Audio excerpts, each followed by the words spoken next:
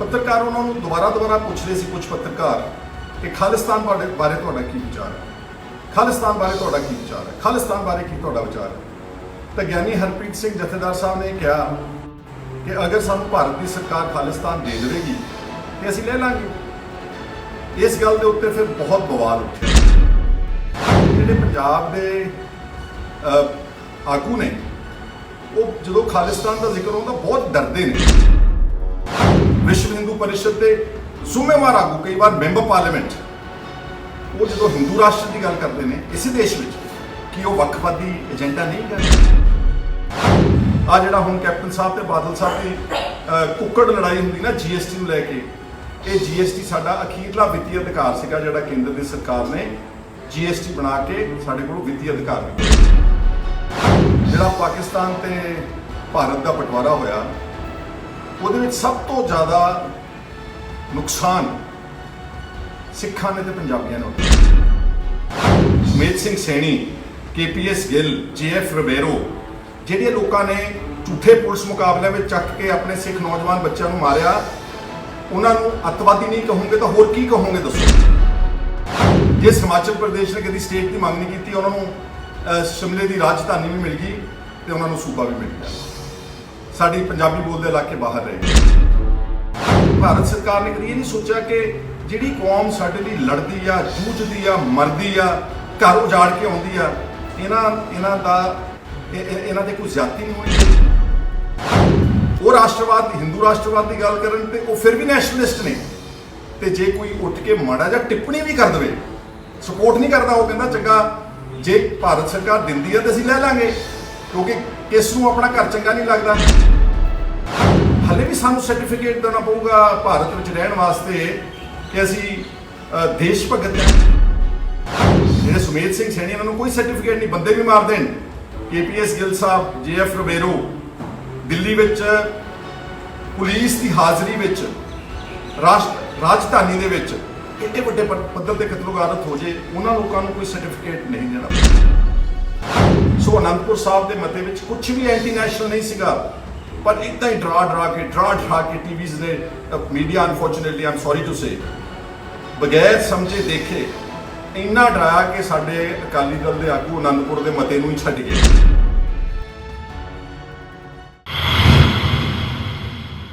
दोस्तों अज मैं तुहाडे नाल बहुत अहम मसले की गल करनी है जिहड़ा साडे सूबे दे नाल, साडी कौम दे नाल, साडे भविख दे नाल जुड़िया होया वा।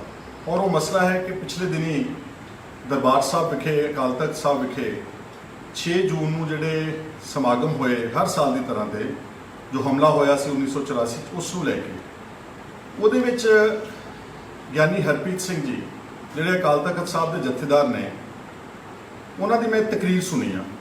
बहुत बादलील उन्हां दी तकरीर सीगी और उन्हां दा जिहड़ा पत्रकारां दे नाल जिहड़ी सीगी इंट्रोडक्शन ते गलबात सी वो भी मैं सुनी। पत्रकार उन्होंने दोबारा पूछ रहे थे कुछ पत्रकार कि खालिस्तान बारे तुहाडा की विचार है, खालिस्तान बारे तुहाडा की विचार है, खालिस्तान बारे की तुहाडा विचार है। तो ज्ञानी हरप्रीत सिंह जथेदार साहब ने कहा कि अगर सानू भारत की सरकार खालिस्तान दे देगी तो असीं ले लांगे। इस गल के उत्ते फिर बहुत बवाल उठा। बहुत सारे टेलीविजन स्टूडियोज़ में डिबेट्स डिस्कशनस होए और मैं कुछ दिनों तो देख रहा सीगा कि जिहड़े पंजाब दे आगू ने वो जो खालिस्तान का जिक्र होता बहुत डरते हैं, बहुत घबराते हैं और बड़ा बेतुकियां दलीलां ते बड़े आप होदरे बयान दिंदे ने घबराहट में आण के। क्योंकि जो तुसीं मन तो सच्ची गल नहीं कह रहे, बनौटी गल कहते हो, तो तुसीं किते ना किते धोखा खाओगे। मैं खालिस्तान का हमायती नहीं गा, मैं कोई खालिस्तान की सपोर्ट नहीं करता, पर जिहड़ा ज्ञानी हरप्रीत सिंह जथेदार साहब ने दलील दी, एक वितकरे की दास्तान गनाई उन्होंने पूरी, किस तरह जिहड़े सिख सीगे पंजाबी, सब तो वड्डा खमियाजा उन्होंने जिहड़ा पाकिस्तान ते भारत का बंटवारा होया, उहदे विच सब तो ज़्यादा नुकसान सिखां ने ते पंजाबियां ने उठाया। जायदादां उजड़ गईयां, कतलो गारत हुई, लाशां डिग्गियां और बहुत वड्डी तादाद में, शायद एडा वड्डा हॉलोकॉस्ट कदी ਆਮ ਇਤਿਹਾਸ ਵਿੱਚ ਨਹੀਂ ਦੇਖਣ ਨੂੰ ਮਿਲਿਆ। ਪਰ ਉਹਨਾਂ ਨੇ ਭਾਰਤ ਦਾ ਸਾਥ ਦੇਣ ਦਾ ਨਿਰਣੇ ਲਿਆ। ਔਰ ਇਸ ਤੋਂ ਪਹਿਲਾਂ ਜਦੋਂ ਅੰਗਰੇਜ਼ਾਂ ਦੇ ਨਾਲ ਲੜਾਈ ਚੱਲ ਰਹੀ ਸੀ ਤਾਂ ਇਹਦੇ 'ਚ ਕੋਈ ਅਤਕਥਨੀ ਨਹੀਂ ਗਈ ਕਿ ਸਭ ਤੋਂ ਵੱਡਾ ਯੋਗਦਾਨ ਵੀ ਉਸ ਵਕਤ ਬਹਾਦਰ ਪੰਜਾਬੀਆਂ ਤੇ ਸਿੱਖਾਂ ਨੇ ਪਾਇਆ। ਆਪਾਂ ਭਗਤ ਸਿੰਘ ਹੋਣਾ ਦੀ, ਸੁਖਦੇਵ ਰਾਜਗੁਰੂ ਦੀ ਗੱਲ ਜਾਣਦੇ ਹਾਂ, ਕਰਨੈਲ ਸਿੰਘ ਈਸੂੜੀ ਦੀ ਕੁਰਬਾਨੀ ਜਾਣਦੇ ਹਾਂ। ਕਿੱਥੇ ਗੋਆ, ਇਸ ਦੇਸ਼ ਦੀ ਆਜ਼ਾਦੀ ਵਿੱਚ ਸਭ ਤੋਂ ਜ਼ਿਆਦਾ ਫਾਂਸੀਆਂ ਦੇ ਰੱਸੇ ਸਿੱਖਾਂ ਨੇ ਤੇ ਪੰਜਾਬੀਆਂ ਨੇ ਚੁੰਮੇ। ਦੂਰ ਦਰਾਡੇ ਕਾਲੇ ਪਾਣੀ ਦੀਆਂ ਕੈਦਾਂ ਕੱਟੀਆਂ, ਭਾਰਤ ਆਜ਼ਾਦ ਹੋ ਗਿਆ। ਸਾਰੇ ਸੂਬਿਆਂ ਨੂੰ, ਇਹ ਗਿਆਨੀ ਜੀ ਕਹਿ ਰਹੇ ਨੇ, ਮੈਂ ਨਹੀਂ ਕਹਿ ਰਿਹਾ, ਸਾਰੇ ਸੂਬਿਆਂ ਨੂੰ ਆਪਣੀ ਭਾਸ਼ਾ ਦੇ ਆਧਾਰ ਦੇ ਉੱਤੇ ਸੂਬੇ ਬਣਾਉਣ ਦਾ ਅਧਿਕਾਰ ਮਿਲ ਗਿਆ। ਚਾਹੇ ਉਹ ਤਾਮਿਲਨਾਡੂ ਸੀ, ਚਾਹੇ ਉਹ ਕੇਰਲਾ ਸੀ, ਚਾਹੇ ਉਹ ਆਂਧਰਾ ਪ੍ਰਦੇਸ਼ ਸੀ। ਪੰਜਾਬ ਨੂੰ ਪੰਜਾਬੀ ਜ਼ੁਬਾਨ ਦੇ ਆਧਾਰ ਦੇ ਉੱਤੇ ਆਪਣਾ ਸੂਬਾ ਨਹੀਂ ਬਣਾਉਣ ਦਿੱਤਾ। ਫਿਰ ਸਾਡੇ ਪੁਰਖਿਆਂ ਨੇ ਮੋਰਚਾ ਲਾਉਣਾ ਪਿਆ, ਜਦੋਜਹਿਦ ਕਰਨੀ ਪਈ, ਕੁਰਬਾਨੀਆਂ ਦੇਣੀਆਂ ਪਈਆਂ। ਬਹੁਤ ਮੁਸ਼ਕਿਲ ਦੇ ਨਾਲ 1966 ਦੇ ਵਿੱਚ ਅੱਜ ਜਿਹੜਾ ਪੰਜਾਬ ਜਿਸ ਸ਼ਕਲ ਵਿੱਚ ਆ ਉਹ ਸਾਨੂੰ ਪੰਜਾਬ ਮਿਲਿਆ। ਪਰ ਮਿਲਿਆ ਲੰਗੜਾ ਲੂਲਾ। ਸਾਡੀ ਰਾਜਧਾਨੀ ਚੰਡੀਗੜ੍ਹ ਸਾਡੇ ਤੋਂ ਬਾਹਰ ਕਰ ਦਿੱਤੀ ਗਈ। ਜਿਸ ਹਰਿਆਣੇ ਨੇ ਕੋਈ ਜਦੋਜਹਿਦ ਨਹੀਂ ਕੀਤੀ, ਕੋਈ ਮੰਗ ਨਹੀਂ ਕੀਤੀ ਸੂਬੇ ਦੀ, ਉਹਨਾਂ ਨੂੰ ਆਟੋਮੈਟਿਕਲੀ ਸੂਬਾ ਮਿਲ ਗਿਆ। ਜਿਸ ਹਿਮਾਚਲ ਪ੍ਰਦੇਸ਼ ਨੇ ਕਦੀ ਸਟੇਟ ਦੀ ਮੰਗ ਨਹੀਂ ਕੀਤੀ, ਉਹਨਾਂ ਨੂੰ ਸ਼ਿਮਲੇ ਦੀ ਰਾਜਧਾਨੀ ਵੀ ਮਿਲ ਗਈ ਤੇ ਉਹਨਾਂ ਨੂੰ ਸੂਬਾ ਵੀ ਮਿਲ ਗਿਆ। ਸਾਡੀ ਪੰਜਾਬੀ ਬੋਲਦੇ ਇਲਾਕੇ ਬਾਹਰ ਰਹਿ ਗਏ। ਔਰ ਇੱਥੇ ਹੀ ਬਸ ਨਹੀਂ, ਛੇਤੀ ਉਸ ਵਕਤ ਦੀ ਭਾਰਤ ਦੀ ਸਰਕਾਰ ਨੇ ਯੂਨੀਲੈਟਰਲੀ ਪਾਣੀਆਂ ਦਾ ਅਵਾਰਡ ਕਰ ਦਿੱਤਾ। ਸਾਡੇ ਦਰਿਆਈ ਪਾਣੀ ਜਿਹੜੇ ਇੰਟਰਨੈਸ਼ਨਲ ਰਾਈਪੇਰੀਅਨ ਲਾਜ਼ ਨੂੰ ਛਿੱਕੇ ਤੇ ਟੰਗ ਕੇ, ਉਹ ਸਾਰੇ ਪਾਣੀ ਚੱਕ ਕੇ ਬਹੁਤ ਵੱਡੀ ਤਾਦਾਦ 'ਚ ਮਿਲੀਅਨ ਏਕੜ ਫੁੱਟਾਂ ਦੇ ਵਿੱਚ MAF ਦੇ ਵਿੱਚ ਰਾਜਸਥਾਨ ਨੂੰ ਦੇ ਦਿੱਤੇ, ਹਰਿਆਣੇ ਨੂੰ ਦੇ ਦਿੱਤੇ, ਦਿੱਲੀ ਨੂੰ ਦੇ ਦਿੱਤੇ। ਇਹ ਕੋਈ ਛੋਟਾ ਵਿਤਕਰਾ ਨਹੀਂ ਸੀਗਾ। ਇਹ ਸਾਨੂੰ ਭਾਰਤ ਦੀ ਆਜ਼ਾਦੀ ਵਿੱਚ ਯੋਗਦਾਨ ਪਾਉਣ ਵਾਸਤੇ ਤੇ ਪਾਕਿਸਤਾਨ ਤੋਂ ਉੱਜੜ ਕੇ ਭਾਰਤ ਵਿੱਚ ਆਉਣ ਵਾਸਤੇ ਤੇ ਇਸ ਦੇਸ਼ ਦਾ ਸਾਥ ਦੇਣ ਵਾਸਤੇ, ਇਹਦਾ ਭਵਿੱਖ ਬਣਾਉਣ ਵਾਸਤੇ ਸਾਨੂੰ ਪਹਿਲਾ ਤੋਹਫਾ ਦਿੱਤਾ ਗਿਆ। ਪਰ ਸਿੱਖ ਤੇ ਬਹਾਦਰ ਪੰਜਾਬੀ ਕਦੀ ਪਿੱਛੇ ਨਹੀਂ ਹਟੇ। ਚਾਹੇ ਉਹ 71 ਦੀ ਜੰਗ ਸੀ ਪਾਕਿਸਤਾਨ ਦੇ ਨਾਲ, ਚਾਹੇ ਉਹ ਚੀਨ ਦੇ ਨਾਲ ਜੰਗ ਸੀਗੀ, ਚਾਹੇ ਹੁਣ ਤਾਜ਼ੀਆਂ ਕਾਰਗਿਲ ਦੀਆਂ ਜੰਗਾਂ ਸੀ। ਸਭ ਤੋਂ ਜ਼ਿਆਦਾ ਫਿਰ ਮੋਰੇ ਹੋ ਕੇ ਪੰਜਾਬੀਆਂ ਨੇ ਲੜਾਈਆਂ ਲੜੀਆਂ। ਔਰ ਫਿਰ ਉਹਨਾਂ ਦੇ ਹੀ ਜਿਹੜੇ ਸਰੀਰ ਸੀਗੇ ਖਫਨਾਂ ਦੇ ਵਿੱਚ, ਉਹਨਾਂ ਦੇ ਪਿੰਡਾਂ ਵਿੱਚ ਪਹੁੰਚੇ। ਪਰ ਫਿਰ ਵੀ ਉਹ ਪਿੱਛੇ ਨਹੀਂ ਹਟੇ। ਪਾਣੀਆਂ ਦੇ ਇਸ ਕਾਣੀ ਵੰਡ ਤੋਂ ਬਾਅਦ, ਇਸ ਵਿਤਕਰੇ ਤੋਂ ਬਾਅਦ ਫਿਰ ਦਰਬਾਰ ਸਾਹਿਬ ਤੇ ਜਿਹੜਾ 1984 'ਚ ਹਮਲਾ ਹੋਇਆ, ਉਹ ਐਕਸੈਸਿਵ ਯੂਜ਼ ਆਫ ਫੋਰਸ ਸੀ। ਸਾਰੀ ਸਰਕਾਰ ਨੂੰ ਪਤਾ ਸੀਗਾ ਕਿ ਉਦੋਂ ਸ਼ਹੀਦੀ ਪੁਰਬ ਚੱਲ ਰਹੇ ਨੇ। ਬਹੁਤ ਵੱਡੀ ਤਾਦਾਦ ਦੇ ਵਿੱਚ ਸ਼ਰਧਾਲੂ, ਸਾਰੇ ਔਰਤਾਂ, ਬੱਚੇ, ਬਜ਼ੁਰਗ ਦਰਬਾਰ ਸਾਹਿਬ ਦੇ ਅੰਦਰ। ਹਫ਼ਤਾ ਵੇਟ ਵੀ ਕਰ ਸਕਦੀ ਸੀ ਸਰਕਾਰ, ਲੇਕਿਨ ਸ਼ਾਇਦ ਐਂ ਲੱਗਦਾ ਕਿ ਉਹਨਾਂ ਨੇ ਉਹੀ ਦਿਨ ਚੁਣੇ ਔਰ ਇੱਕ ਬਹੁਤ ਵੱਡਾ ਤੋਪਾਂ ਤੇ ਟੈਂਕਾਂ ਦੇ ਨਾਲ ਅਕਾਲ ਤਖਤ ਸਾਹਿਬ ਤੇ ਹਮਲਾ ਹੋਇਆ।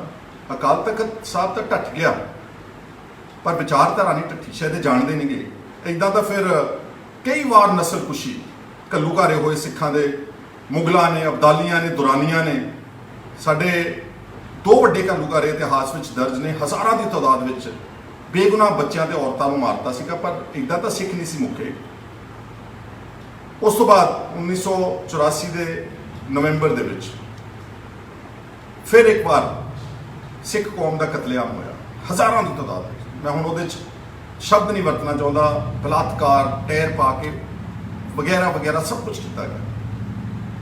ਤਾਂ ਮੈਂ ਆਪਣੇ ਆਗੂਆਂ ਨੂੰ ਪੁੱਛਣਾ ਚਾਹੁੰਦਾ ਵਾਂ, ਜਿਹੜਾ ਗਿਆਨੀ ਹਰਪ੍ਰੀਤ ਸਿੰਘ ਨੇ ਗੱਲ ਕਹੀ ਆ, ਤੁਸੀਂ ਬਾਦਲੀਲ ਦੇਖੋ, ਸਾਡੇ ਨਾਲ ਇੱਕ ਵਿਤਕਰਾ ਦੀ ਦਾਸਤਾਨ ਹੈ। ਮੈਂ ਤਾਂ ਸਿਰਫ ਭਾਰਤ ਸਰਕਾਰ ਤੋਂ ਜਿਹੜੇ ਅੱਜ ਰਾਜ ਕਰਦੇ ਨੇ ਦੇਸ਼ ਵਿੱਚ, ਜਿਹੜੀਆਂ ਪੁਰਾਣੀਆਂ ਪਾਰਟੀਆਂ ਸੀਗੀਆਂ, ਉਹਨਾਂ ਨੂੰ ਸੋਚਣਾ ਚਾਹੀਦਾ ਵਾ ਕਿ ਇਹ ਨੌਬਤ ਕਿਉਂ ਆ ਰਹੀ ਹੈ। ਜਿਹੜੀ ਕੌਮ ਦੇਸ਼ ਦੀ ਆਜ਼ਾਦੀ ਵਿੱਚ ਸਭ ਤੋਂ ਹਿੱਸਾ ਪਾਉਂਦੀ ਹੈ, ਬਾਰਡਰਾਂ ਤੇ ਰਾਖੀ ਕਰਦੀ ਹੈ, ਖੇਡਾਂ ਵਿੱਚ ਸਭ ਤੋਂ ਅੱਗੇ ਜਾਂਦੀ ਹੈ, ਹਰ ਗੱਲ ਵਿੱਚ, ਬਲਕਿ ਮੈਂ ਭੁੱਲ ਚੱਲਿਆ ਸੀਗਾ, ਅਨਾਜ ਵਿੱਚ ਯੋਗਦਾਨ ਪਾਇਆ। ਜਦੋਂ ਸਾਰਾ ਦੇਸ਼ ਭੁੱਖਾ ਸੌਂਦਾ ਸੀ, ਪੰਜਾਬ ਨੇ ਸਾਰੇ ਦੇਸ਼ ਦਾ ਅਨਾਜ ਦਾ ਢਿੱਡ ਭਰਿਆ। ਅੱਜ ਉਹ ਆਪ ਭੁੱਖੇ ਨੇ ਕਿਸਾਨ।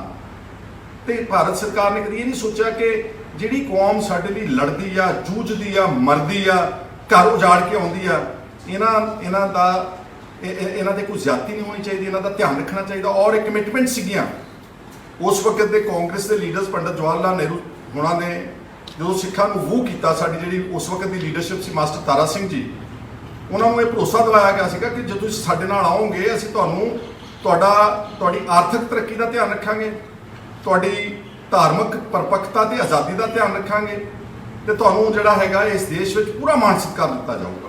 ਤੇ ਆਹ ਮਾਣ ਸਤਿਕਾਰ ਦੀ ਦਾਸਤਾਨ ਤਾਂ ਤੁਹਾਨੂੰ ਮੈਂ ਹੁਣੇ ਹੀ ਗਿਣਾਤੀ, ਜਿਹੜੀ ਗਿਆਨੀ ਹਰਪ੍ਰੀਤ ਸਿੰਘ ਜਥੇਦਾਰ ਅਕਾਲ ਤਖਤ ਸਾਹਿਬ ਨੇ। ਸੋ ਮੈਂ ਕਹਿਣਾ ਚਾਹੁੰਦਾ ਆਪਣੇ ਸਾਥੀਆਂ ਨੂੰ, ਚਾਹੇ ਉਹ ਆਮ ਆਦਮੀ ਪਾਰਟੀ ਦੇ ਕੁਝ ਲੋਕ ਤਾਂ ਇਹ ਵੀ ਕਹਿ ਗਏ ਘਬਰਾਹਟ ਵਿੱਚ ਆਣ ਕੇ ਕਿ ਕਿਸੇ ਘਰ ਵਿੱਚ ਪਰਿਵਾਰ 'ਚ ਪੈਦਾ ਹੋਣਾ ਮੇਰਾ ਕਸੂਰ ਨਹੀਂ ਸੀ। ਉਹ ਆਪਣੇ ਪੈਦਾ ਹੋਣ ਤੇ ਵੀ ਕੀ ਕਹਿੰਦੇ ਹੋ ਰਹੇ ਕਿ ਕਿਵੇਂ ਕਹਿ ਸਕਦਾ, ਪੈਦਾ ਹੋਣ ਤੇ ਵੀ ਉਹਨੂੰ ਪਛਤਾਤਾਪ ਹੋ ਰਿਹਾ ਵਾ। ਕੁਝ ਸਾਡੇ ਹੋਰ ਵਿਦਵਾਨ ਆਗੂ ਨੇ ਜਿਹੜੇ ਉਹ ਆਪਣੇ ਆਪ ਨੂੰ ਕਹਿੰਦੇ ਅਸੀਂ ਸੈਕੂਲਰ ਹਾਂ, ਅਸੀਂ ਨੈਸ਼ਨਲਿਸਟ ਹਾਂ, ਅਸੀਂ ਖਾਲਿਸਤਾਨ ਦੀ ਮੰਗ ਦੇ ਉਲਟ ਹਾਂ। ਮੈਂ ਬਿਲਕੁਲ ਸਪੋਰਟ ਨਹੀਂ ਕਰਦਾ, ਨਾ ਮੈਂ ਕੋਈ ਵਾਇਲੈਂਸ ਸਪੋਰਟ ਕਰਦਾ, ਪਰ ਮੈਨੂੰ ਇੱਕ ਗੱਲ ਦੱਸਿਓ, ਹੁਣ ਖਾਲਿਸਤਾਨ ਕੋਈ ਗੱਲ ਕਰੇ ਤਾਂ ਐਡਾ ਵੱਡਾ ਵਿਵਾਦ, ਸ਼ੋਰ, ਸਾਰੇ ਟੈਲੀਵਿਜ਼ਨ ਦੇ ਉੱਤੇ ਡਿਬੇਟ ਚੈਨਲ ਤੇ ਗਾਲੀ ਗਲੋਚ, ਤੇ ਸਾਡੇ ਆਗੂ ਵੀ ਵਿਚਾਰੇ ਇੰਨੇ ਡਰ ਜਾਂਦੇ ਨੇ ਇਹ ਨਾ ਨਾ ਨਾ ਨਾ ਅਸੀਂ ਤਾਂ ਬਹੁਤ ਵੱਡੇ ਸੈਕੂਲਰ ਹਾਂ, ਅਸੀਂ ਨੈਸ਼ਨਲਿਸਟ ਹਾਂ। ਤੇ ਜਦੋਂ ਇਸ ਦੇਸ਼ ਦੇ ਵਿੱਚ ਜ਼ਿੰਮੇਵਾਰ ਪਾਰਟੀਆਂ ਬੀਜੇਪੀ, ਆਰਐਸਐਸ, ਵਿਸ਼ਵ ਹਿੰਦੂ ਪਰਿਸ਼ਦ ਦੇ ਜ਼ਿੰਮੇਵਾਰ ਆਗੂ, ਕਈ ਵਾਰ ਮੈਂਬਰ ਪਾਰਲੀਮੈਂਟ, ਉਹ ਜਦੋਂ ਹਿੰਦੂ ਰਾਸ਼ਟਰ ਦੀ ਗੱਲ ਕਰਦੇ ਨੇ ਇਸੇ ਦੇਸ਼ ਵਿੱਚ, ਕੀ ਉਹ ਵੱਖਵਾਦੀ ਏਜੰਡਾ ਨਹੀਂ ਗਾ? ਕੀ ਉਹ ਇਸ ਦੇਸ਼ ਨੂੰ ਕੀ ਕਹਿੰਦੇ ਹੁੰਦੇ ਅਲੱਗਵਾਦੀ ਏਜੰਡਾ ਨਹੀਂ ਗਾ? ਕੀ ਉਹ ਇਸ ਦੇਸ਼ ਨੂੰ ਤੋੜਨ ਦੇ, ਕਿਉਂਕਿ ਇਸ ਦੇਸ਼ ਵਿੱਚ ਪੰਥ ਦੇ ਧਰਮ ਨੇ, ਬਹੁਤ ਸਾਰੀਆਂ ਮਾਈਨੋਰਿਟੀਜ਼ ਨੇ, ਜੈਨੀ ਨੇ, ਬੋਧੀ ਨੇ, ਈਸਾਈ ਨੇ, ਮੁਸਲਮਾਨ ਨੇ, ਸਿੱਖ ਨੇ, ਦਲਿਤ ਨੇ, ਕਿ ਉਹਨਾਂ ਦਾ ਕੋਈ ਹਕੂਕ ਨਹੀਂ ਗਾ? ਉਹ ਰਾਸ਼ਟਰਵਾਦ, ਹਿੰਦੂ ਰਾਸ਼ਟਰਵਾਦ ਦੀ ਗੱਲ ਕਰਨ ਤੇ ਉਹ ਫਿਰ ਵੀ ਨੈਸ਼ਨਲਿਸਟ ਨੇ। ਤੇ ਜੇ ਕੋਈ ਉੱਠ ਕੇ ਮਾੜਾ ਜਾਂ ਟਿੱਪਣੀ ਵੀ ਕਰ ਦੇਵੇ, ਸਪੋਰਟ ਨਹੀਂ ਕਰਦਾ, ਉਹ ਕਹਿੰਦਾ ਚੰਗਾ ਜੇ ਭਾਰਤ ਸਰਕਾਰ ਦਿੰਦੀ ਹੈ ਤਾਂ ਅਸੀਂ ਲੈ ਲਾਂਗੇ, ਕਿਉਂਕਿ ਕਿਸ ਨੂੰ ਆਪਣਾ ਘਰ ਚੰਗਾ ਨਹੀਂ ਲੱਗਦਾ। ਸਾਡਾ ਤਾਂ ਪਿਛੋਕੜ ਰਿਹਾ ਵਾ ਮਹਾਰਾਜਾ ਰਣਜੀਤ ਸਿੰਘ ਦਾ ਆਜ਼ਾਦ ਸਿੱਖ ਰਾਜ, ਤੁਸੀਂ ਸਾਰੇ ਜਾਣਦੇ ਹੋ, ਮੈਨੂੰ ਕਹਿਣ ਦੀ ਲੋੜ ਨਹੀਂ। 40 ਸਾਲ ਗੋਲਡਨ ਪੀਰੀਅਡ ਆ ਇਸ ਏਸ਼ੀਆਈ ਮੁਲਕਾਂ ਦੀ ਜਿਹੜੀ ਇਤਿਹਾਸ ਹੈ। ਸਭ ਨੂੰ ਮਾਣ ਦਿੱਤਾ ਉਹਨਾਂ ਨੇ। ਉਹਨਾਂ ਦੇ ਤੋਪਖਾਨੇ ਵਿੱਚ ਪਠਾਨ ਸੀ, ਮੁਗਲ ਸੀਗੇ, ਉਹਨਾਂ ਦੇ ਜਿਹੜੇ ਫੌਜੀ ਜਰਨੈਲ ਸੀਗੇ ਉਹ ਫ੍ਰੈਂਚ ਜਨਰਲ ਸੀਗੇ, ਉਹਨਾਂ ਦੇ ਜਿਹੜੇ ਫੋਰਨ ਮਿਨਿਸਟਰ ਸੀ ਉਹ ਫਕੀਰ ਅਜ਼ੀਜ਼ੁਦੀਨ ਪਾਕਿਸਤਾਨ ਦੇ ਸੀਗੇ ਮੁਸਲਮਾਨ, ਉਹਨਾਂ ਦੇ ਜਿਹੜੇ ਟ੍ਰੈਜਰਰ ਸੀਗੇ ਉਹ ਸਾਡੇ ਸਤਿਕਾਰਯੋਗ ਹਿੰਦੂ ਵੀਰਾਂ ਨੂੰ, ਉਹਨਾਂ ਦੇ ਦੀਵਾਨ ਸਾਹਿਬ ਉਹਨਾਂ ਨੂੰ ਦਿੱਤਾ ਸੀ ਇਹ ਮਾਣ ਸਤਿਕਾਰ। ਅਫਕੋਰਸ ਸਿੱਖ ਤਾਂ ਉਹਨਾਂ ਦੀਆਂ ਫੌਜਾਂ ਦੇ ਜਨਰਲ ਸੀਗੇ। ਉਹ ਇਸ ਤਰ੍ਹਾਂ ਦਾ ਰਾਜ ਹੈ, ਇੱਕ ਵੀ ਵਿਅਕਤੀ ਨੂੰ ਉਦੋਂ ਕੈਪੀਟਲ ਪਨਿਸ਼ਮੈਂਟ ਨਹੀਂ ਹੋਈ, ਇੱਕ ਵੀ ਬੰਦੇ ਨੂੰ ਫਾਂਸੀ ਦਾ ਕੋਈ ਸਜ਼ਾ ਨਹੀਂ ਦਿੱਤੀ ਗਈ। ਸਰਵ ਧਰਮ, ਸਾਰਿਆਂ ਧਰਮਾਂ ਦਾ ਮਾਣ ਸਤਿਕਾਰ ਕੀਤਾ। ਤੇ ਮੈਂ ਤਾਂ ਸਿਰਫ ਆਪਣੇ ਵੀਰਾਂ ਨੂੰ ਕਹਿਣਾ ਚਾਹੁੰਦਾ ਵਾਂ ਕਿ ਇੰਨੇ ਡਰਦੇ ਕਿਉਂ ਤੁਸੀਂ? ਹਾਂ, ਦਲੀਲ ਨਾਲ ਗੱਲ ਕਰੋ। ਆਹ ਸਾਰੀਆਂ ਜਿਹੜੀਆਂ ਗੱਲਾਂ ਗਿਆਨੀ ਹਰਪ੍ਰੀਤ ਸਿੰਘ ਜੀ ਅਕਾਲ ਤਖਤ ਦੇ ਜਥੇਦਾਰ ਨੇ ਗਿਣਾਈਆਂ, ਇਹ ਗਿਣਾਉਣ। ਮੈਨੂੰ ਸ਼੍ਰੋਮਣੀ ਅਕਾਲੀ ਦਲ ਤੇ ਵੀ ਥੋੜਾ ਅਫਸੋਸ ਆ ਕਿ ਤੁਸੀਂ ਤਾਂ ਯਾਰੋ ਇੱਕ ਸਿੱਖਾਂ ਦੀ ਜਮਾਤ ਸੀ, ਆਪਣੇ ਪੁਰਖਿਆਂ ਨੇ ਗੁਰਦੁਆਰਾ ਸਾਹਿਬ ਜਦੋਂ ਆਜ਼ਾਦ ਕਰਾਏ, ਮਹੰਤਾਂ ਨਾਲ ਲੜਾਈਆਂ ਲੜੀਆਂ, ਉੱਥੋਂ ਪੈਦਾ ਹੋਏ ਤੁਸੀਂ, ਗੁਰਦੁਆਰਾ ਲਹਿਰ ਚੋਂ ਸ਼੍ਰੋਮਣੀ ਅਕਾਲੀ ਦਲ ਬਣਿਆ। ਮੋਰਚੇ, ਧਰਮ ਯੁੱਧ ਦਾ ਮੋਰਚਾ, ਕਪੂਰੀ ਦਾ ਮੋਰਚਾ, ਪੰਜਾਬੀ ਸੂਬੇ ਦਾ ਮੋਰਚਾ, ਚਾਬੀਆਂ ਦਾ ਮੋਰਚਾ, ਕਿੰਨੇ ਮੋਰਚੇ ਲਾਏ, ਕਿੰਨਿਆਂ ਨੇ ਸ਼ਹਾਦਤਾਂ ਦਿੱਤੀਆਂ। ਤੁਸੀਂ ਵੀ ਡਰਦੇ ਹੋ।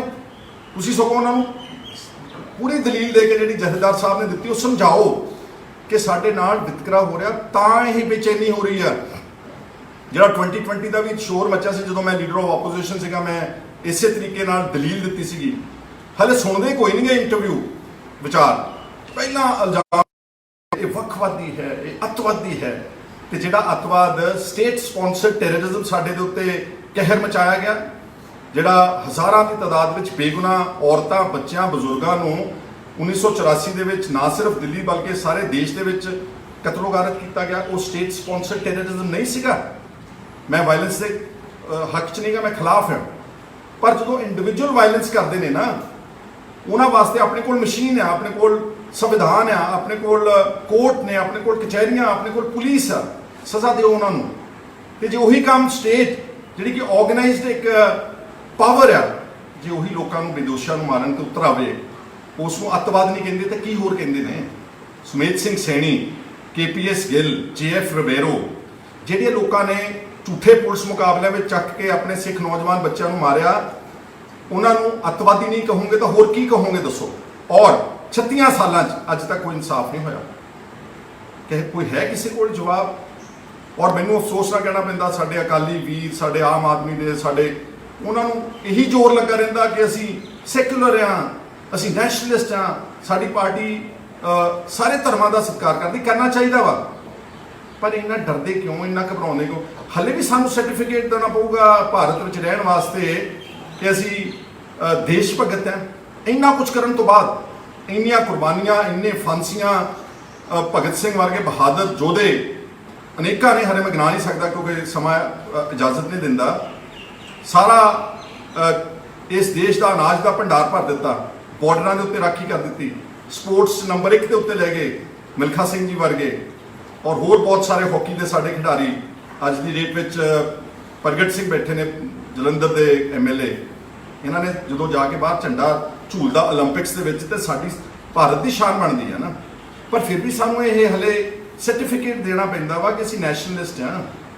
ਜਿਹੜੇ ਸੁਮੇਧ ਸਿੰਘ ਸੈਣੀ, ਇਹਨਾਂ ਨੂੰ ਕੋਈ ਸਰਟੀਫਿਕੇਟ ਨਹੀਂ, ਬੰਦੇ ਵੀ ਮਾਰ ਦੇਣ।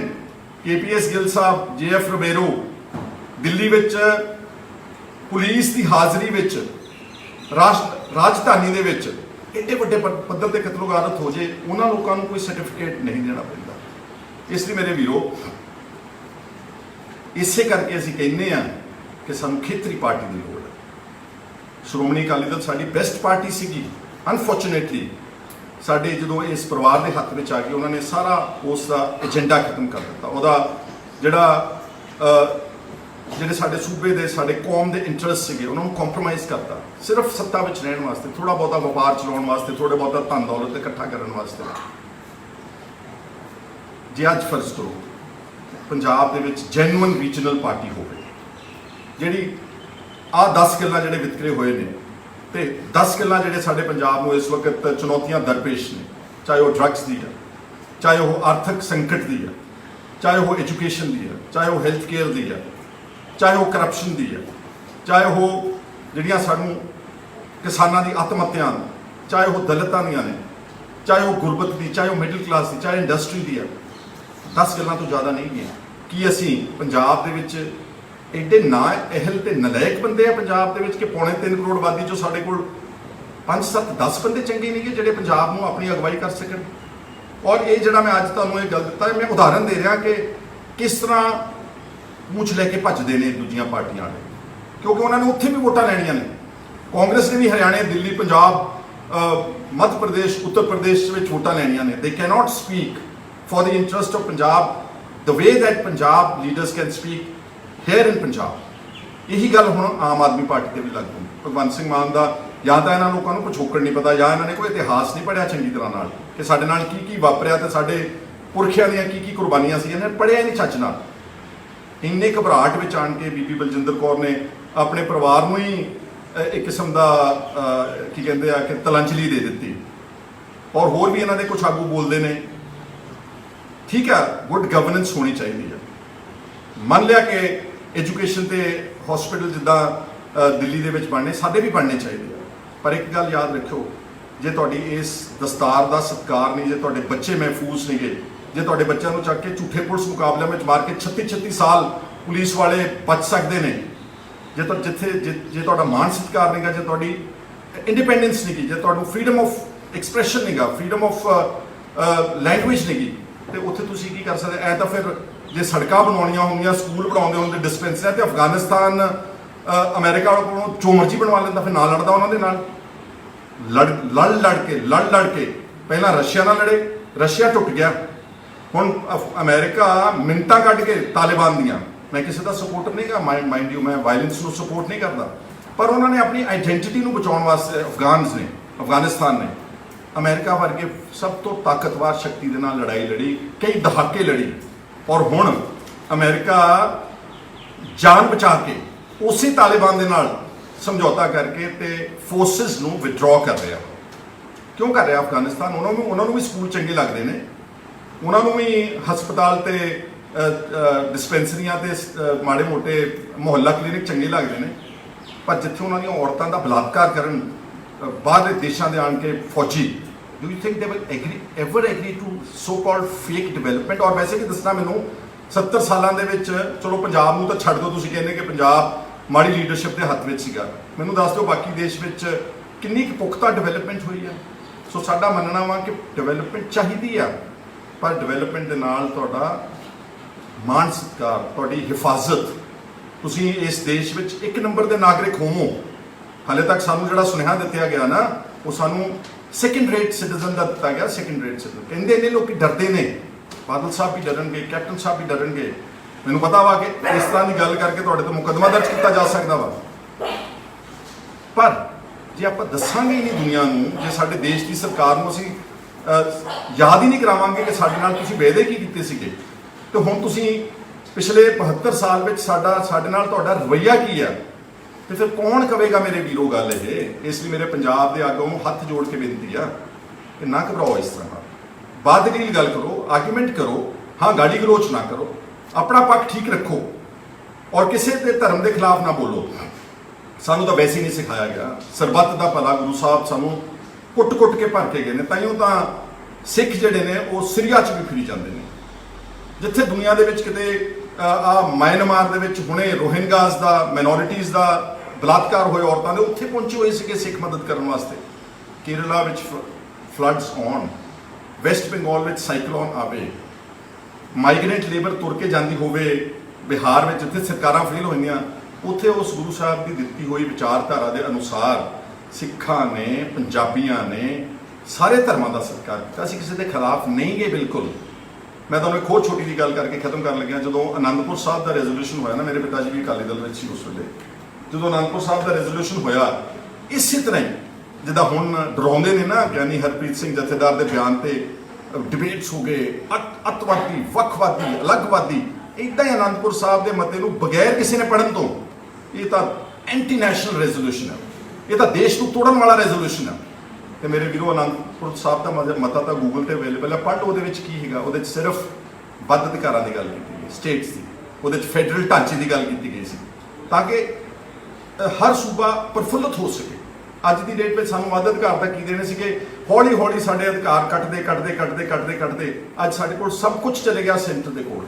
ਆ ਜਿਹੜਾ ਹੁਣ ਕੈਪਟਨ ਸਾਹਿਬ ਤੇ ਬਾਦਲ ਸਾਹਿਬ ਦੀ ਕੁੱਕੜ ਲੜਾਈ ਹੁੰਦੀ ਨਾ GST ਨੂੰ ਲੈ ਕੇ, ਇਹ GST ਸਾਡਾ ਅਖੀਰਲਾ ਵਿੱਤੀ ਅਧਿਕਾਰ ਸੀਗਾ, ਜਿਹੜਾ ਕੇਂਦਰ ਦੀ ਸਰਕਾਰ ਨੇ GST ਬਣਾ ਕੇ ਸਾਡੇ ਕੋਲ ਵਿੱਤੀ ਅਧਿਕਾਰ ਵੀ ਖੋਲੇ। ਅਸਲ ਵਿੱਚ ਸਟੇਟਸ ਜਿਹੜੀਆਂ ਨੇ ਉਹ ਹੁਣ ਗਲੋਰੀਫਾਈਡ ਮਿਊਨਿਸਪੈਲਿਟੀਜ਼ ਨੇ, ਜਿੱਦਾਂ ਮਿਊਨਿਸਪਲ ਕਮੇਟੀਆਂ ਹੁੰਦੀਆਂ ਜਿਹਨਾਂ ਕੋਲ ਕੋਈ ਅਧਿਕਾਰ ਨਹੀਂਗਾ। ਤਾਈਓ ਸਾਡੇ ਤੇ ਕਰਜ਼ਾ ਚੱਲ ਰਿਹਾ, ਕਿਉਂਕਿ ਸਾਨੂੰ ਅਸੀਂ ਟੈਕਸ ਹੀ ਨਹੀਂ ਇਕੱਠਾ ਕਰ ਸਕਦੇ, ਅਸੀਂ ਆਪਣੇ ਰਿਸੋਰਸਿਸ ਨਹੀਂ ਇਕੱਠੇ ਕਰ ਸਕਦੇ, ਔਰ ਸਾਡੀਆਂ ਨੀਤੀਆਂ ਬਣੀਆਂ ਬਣਾਈਆਂ ਦਿੱਲੀੋਂ ਆਉਂਦੀਆਂ। ਸਰਵ ਸਿੱਖਿਆ ਅਭਿਆਨ ਦਿੱਲੀੋਂ, ਰੂਰਲ ਹੈਲਥ ਮਿਸ਼ਨ ਦਿੱਲੀੋਂ, ਪ੍ਰਧਾਨ ਮੰਤਰੀ ਗ੍ਰਾਮ ਸੜਕ ਯੋਜਨਾ ਦਿੱਲੀੋਂ, ਲੇਬਰ ਦੀ ਮਨਰੇਗਾ ਸਕੀਮ ਦਿੱਲੀੋਂ। ਕਦੀ ਹੋ ਸਕਦਾ ਵਾ ਕਿ ਜਿਹੜੀ ਚੀਜ਼ ਕੇਰਲਾ, ਤਾਮਿਲਨਾਡੂ ਤੇ ਆਂਧਰਾ 'ਚ ਲਾਗੂ ਹੁੰਦੀ ਆ, ਉਹੀ ਗੱਲ ਪੰਜਾਬ 'ਚ ਲਾਗੂ ਹੋ ਜਾਵੇਗੀ? ਪੈਸੇ ਵੇਸਟ ਹੋ ਰਹੇ ਨੇ, ਬਰਬਾਦ ਹੋ ਰਹੇ ਨੇ। ਸੋ ਅਨੰਦਪੁਰ ਸਾਹਿਬ ਦੇ ਮਤੇ ਵਿੱਚ ਕੁਝ ਵੀ ਐਂਟੀ ਨੈਸ਼ਨਲ ਨਹੀਂ ਸੀਗਾ, ਪਰ ਇੱਦਾਂ ਹੀ ਡਰਾ ਕੇ ਟੀਵੀਜ਼ ਨੇ, media unfortunately, I am sorry to say, ਬਗੈਰ ਸਮਝੇ ਦੇਖੇ ਇੰਨਾ ਡਰਾਇਆ ਕਿ ਸਾਡੇ ਅਕਾਲੀ ਦਲ ਦੇ ਆਗੂ ਅਨੰਦਪੁਰ ਦੇ ਮਤੇ ਨੂੰ ਹੀ ਛੱਡ ਗਏ। ਉਸ ਮਤੇ ਵਿੱਚ ਅੱਜ ਵੀ ਅੱਛੀ ਤਰ੍ਹਾਂ ਦੇਖ ਲਓ, ਉਹਨਾਂ ਨੇ ਕਿਹਾ ਸੀਗਾ ਸ਼ਾਇਦ 4 ਡਿਪਾਰਟਮੈਂਟਸ ਗਵਰਨਮੈਂਟ ਆਫ ਇੰਡੀਆ ਰੱਖੇ, ਡਿਫੈਂਸ, ਕਮਿਊਨੀਕੇਸ਼ਨ, ਫਾਈਨੈਂਸ ਐਂਡ ਇੱਕ ਹੋਰ ਸੀਗਾ ਕੋਈ ਸ਼ਾਇਦ ਐਕਸਟਰਨਲ ਅਫੇਅਰਸ। ਬਾਕੀ ਸਾਰੇ ਮਹਿਕਮੇ ਸਟੇਟਾਂ ਨੂੰ, ਅਮਰੀਕਾ ਦੇ ਵਿੱਚ ਸਾਰੀਆਂ ਸਟੇਟਾਂ ਨੂੰ ਅਧਿਕਾਰ ਹੈ, ਸਟੇਟਾਂ ਨੂੰ ਨਹੀਂ, ਕਾਉਂਟੀਜ਼ ਨੂੰ, ਜ਼ਿਲ੍ਹਿਆਂ ਨੂੰ ਆਪਣਾ ਅਧਿਕਾਰ ਹੈ, ਆਪਣਾ ਮੇਅਰ ਚੁਣ ਲੈਂਦੇ ਨੇ, ਆਪਣੀ ਪੁਲਿਸ ਲਾ ਲੈਂਦੇ ਨੇ। ਦੇਖ ਲਓ ਕਿੱਥੇ ਪਹੁੰਚਿਆ ਹੋਇਆ ਦੇਸ਼। ਇਸ ਲਈ ਮੇਰੇ ਸਾਰੇ ਵੀਰਾਂ ਨੂੰ ਅੱਜ ਦੇ ਇਸ ਬਹੁਤ ਸੰਜੀਦਾ ਸਬਜੈਕਟ ਤੇ ਮੇਰੀ ਬੇਨਤੀ ਹੈ, ਇੱਕ ਤਾਂ ਪੰਜਾਬ ਦੇ ਆਗੂਆਂ ਨੂੰ ਤੇ ਇੱਦਾਂ ਡਰ ਕੇ, ਘਬਰਾ ਕੇ ਭੱਜੋ ਨਾ, ਦਲੀਲ ਪੇਸ਼ ਕਰੋ, ਆਪਣੇ ਹਕੂਕ ਮੰਗੋ, ਜੋ ਸਾਡੇ ਨਾਲ ਵਿਤਕਰਾ ਹੋਇਆ ਉਸ ਦਾ ਇਨਸਾਫ ਮੰਗੋ। ਤੇ ਦੂਸਰਾ ਹੈਗਾ ਕਿ ਕੇਂਦਰ ਸਰਕਾਰ ਨੂੰ ਸਮਝਣਾ ਚਾਹੀਦਾ ਵਾ, ਮੈਂ ਕਿਸੇ ਪਾਰਟੀ ਵਿਸ਼ੇਸ਼ ਨੂੰ ਨਹੀਂ ਕਹਿ ਰਿਹਾ, ਸਾਰੀਆਂ ਹੀ ਪਾਰਟੀਆਂ ਦੇ ਲੋਕਾਂ ਨੂੰ ਮੇਰੀ ਅਪੀਲ ਹੈ ਹੱਥ ਜੋੜ ਕੇ ਕਿ ਦੇਖੋ ਤਾਂ ਸਹੀ ਤੁਸੀਂ ਕੀ ਕੁਝ ਕੀਤਾ ਸਾਡੇ ਨਾਲ। ਇਹਦੇ ਬਾਵਜੂਦ ਵੀ ਸਿੱਖ ਜਿਹੜੇ ਨੇ, ਉਹ ਪੰਜਾਬੀ ਨੇ, ਉਹ ਇਸ ਦੇਸ਼ ਦੀ ਤਰੱਕੀ ਵਿੱਚ ਸਭ ਤੋਂ ਅੱਗੇ ਹਿੱਸਾ ਪਾ ਰਹੇ। ਇਹ ਸਮਾਂ ਮੰਗਦਾ ਕਿ 36 ਸਾਲ ਪਹਿਲਾਂ ਹੋਇਆ ਬੇਇਨਸਾਫੀ, ਉਸ ਨੂੰ ਸੈਟ ਰਾਈਟ ਕਰ ਦਿਓ। ਕੁਛ ਵੀ ਨਹੀਂਗਾ ਕੰਮ, ਕੁਛ ਵੀ ਨਹੀਂਗਾ। ਗਵਰਨਮੈਂਟਾਂ ਚਾਹੁਣ ਇਹ ਹਫ਼ਤਿਆਂ ਮਹੀਨਿਆਂ ਦਾ ਕੰਮ ਹੈ ਸਜ਼ਾ ਦੇਣੀ। ਇਸ ਲਈ ਇੱਕ ਤਾਂ ਉਹ ਠੀਕ ਕਰੋ ਤੇ ਇੱਕ ਸਟੇਟਾਂ ਨੂੰ ਉਹਨਾਂ ਦੇ ਅਧਿਕਾਰ ਵਾਪਸ ਦਿਓ। ਤੁਸੀਂ ਜੰਮੂ ਕਸ਼ਮੀਰ ਜਿਹੜਾ ਬਿੱਲ ਪਾਸ ਕੀਤਾ ਉਹਦਾ ਫਾਇਦਾ ਨਹੀਂ ਹੋਇਆ ਤੁਹਾਨੂੰ ਕੋਈ। ਤੁਸੀਂ ਦੱਸੋ ਕਿੰਨਿਆਂ ਨੇ ਜਾ ਕੇ ਜੰਮੂ ਕਸ਼ਮੀਰ ਦੇ ਵਿੱਚ, ਬਾਹਰਲਿਆਂ ਨੇ ਜਾ ਕੇ ਉੱਥੇ ਪ੍ਰਾਪਰਟੀਜ਼ ਤੇ ਜ਼ਮੀਨਾਂ ਲੈ ਰਹੀਆਂ ਨੇ? ਲਈਆਂ ਕਿਸੇ ਨੇ? ਤੁਹਾਡਾ ਮਕਸਦ ਤਾਂ ਇਹ ਸੀਗਾ ਕਿ 370 ਧਾਰਾ ਤੋੜ ਕੇ ਜੰਮੂ ਕਸ਼ਮੀਰ ਦੇ 2 ਟੋਟੇ ਕਰਕੇ ਜੰਮੂ ਕਸ਼ਮੀਰ ਨੂੰ ਯੂਨੀਅਨ ਟੈਰੀਟਰੀ ਬਣਾ ਕੇ ਅਸੀਂ ਉੱਥੇ ਡੈਮੋਗ੍ਰਾਫਿਕ ਚੇਂਜ ਲਿਆਵਾਂਗੇ। ਅਸੀਂ ਬਾਹਰੋਂ ਭਾਰਤ ਵਿੱਚੋਂ ਬੰਦੇ ਭੇਜ ਕੇ ਉੱਥੇ ਵੈਲੀ ਦੇ ਵਿੱਚ ਉਹਨਾਂ ਦੀ ਆਬਾਦੀ ਦਾ ਸੰਤੁਲਨ ਖਤਮ ਕਰ ਦਿਆਂਗੇ। ਕੋਈ ਗਿਆ ਉੱਥੇ, ਕੋਈ ਜਾਵੇਗਾ ਉੱਥੇ? ਇਸ ਤਰ੍ਹਾਂ ਦੇ ਭੈਭੀਤ ਮਾਹੌਲ ਵਿੱਚ ਉਹਨਾਂ ਨਾਲ ਇੱਕ ਮਜ਼ਾਕ ਹੋਇਆ, ਉਹਨਾਂ ਦੇ ਜ਼ਖਮਾਂ ਤੇ ਜਿੱਦਾਂ ਜੈਨੂਅਨਲੀ ਕਿਸੇ ਨੂੰ ਕਹਿੰਦੇ ਕਿ ਲੂਣ ਛਿੜਕਣ ਦੇ ਬਰਾਬਰ ਉਹ ਸਾਰੀ ਗੱਲ ਕੀਤੀ ਗਈ ਆ। ਉਸ ਨੂੰ ਵੀ ਸੁਧਾਰ ਕਰਨਾ ਚਾਹੀਦਾ। ਉਹ ਵੀ ਮਾਈਨੋਰਿਟੀਜ਼ ਨੇ, ਉਹ ਵੀ ਇਸ ਦੇਸ਼ ਵਿੱਚ ਘੱਟ ਗਿਣਤੀ ਨੇ। ਜੇ ਆਪਾਂ ਘੱਟ ਗਿਣਤੀਆਂ ਨੂੰ ਇਸ ਤਰੀਕੇ ਨਾਲ ਟੈਰਰਾਈਜ਼ ਕਰਾਂਗੇ, ਸਟੇਟ ਟੈਰਰਿਜ਼ਮ ਦੇ ਥਰੂ, ਆ ਜਿਹੜਾ ਸਿਟੀਜ਼ਨ ਅਮੈਂਡਮੈਂਟ ਬਿੱਲ ਆਇਆ CAA, ਇਕੱਲੇ ਇੱਕ ਮੁਸਲਮਾਨਾਂ ਨੂੰ ਟਾਰਗੇਟ ਕਰਕੇ ਕਹਿ ਦਿੱਤਾ ਕਿ ਤੁਹਾਨੂੰ ਅਸੀਂ ਨਾਗਰਿਕਤਾ ਨਹੀਂ ਦੇਵਾਂਗੇ। ਕਿਉਂ ਨਹੀਂ ਦਿਓਗੇ? ਕੀ ਕਰ ਦਿੱਤਾ ਉਹਨਾਂ ਨੇ? ਜਿਹੜੇ ਬੈਠੇ ਨੇ ਸਾਰੇ ਦੇਸ਼ ਵਿੱਚ, ਕੀ ਮਾੜਾ ਕੀਤਾ ਉਹਨਾਂ ਨੇ? ਕੀ ਉਹਨਾਂ ਨੇ ਬਾਕੀ ਨਾਗਰਿਕਾਂ ਵਾਂਗੂ ਟੈਕਸ ਨਹੀਂ ਦਿੱਤਾ? ਜਾਂ ਉਹਨਾਂ ਨੇ ਇਸ ਦੇਸ਼ ਦੀ ਹਿਫਾਜ਼ਤ ਵਿੱਚ ਫੌਜਾਂ 'ਚ ਨਹੀਂ ਗਏ? ਬਹੁਤ ਸਾਰੇ ਮੁਸਲਮਾਨ ਫੌਜ ਵਿੱਚ ਫੜਦੇ ਨੇ।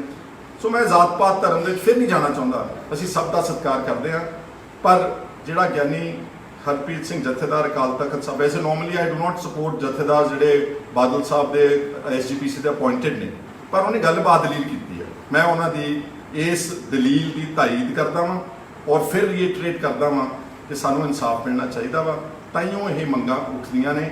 ਇਹ ਮੰਗਾਂ ਉੱਠਣ ਦੀ ਲੋੜ ਹੀ ਨਾ ਪਵੇ। ਭਾਰਤ ਸਰਕਾਰ ਇਸ ਤਰ੍ਹਾਂ ਨਾਲ ਡੀਲ ਕਰੇ ਕਿ ਇਹ ਮੰਗਾਂ ਨੂੰ ਉੱਠਣ ਵਾਸਤੇ ਨੌਬਤ ਹੀ ਨਾ ਆਵੇ।